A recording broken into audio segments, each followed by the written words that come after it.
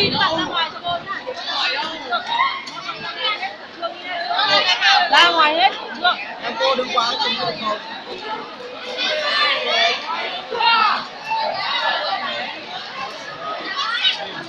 Đeo khẩu trang.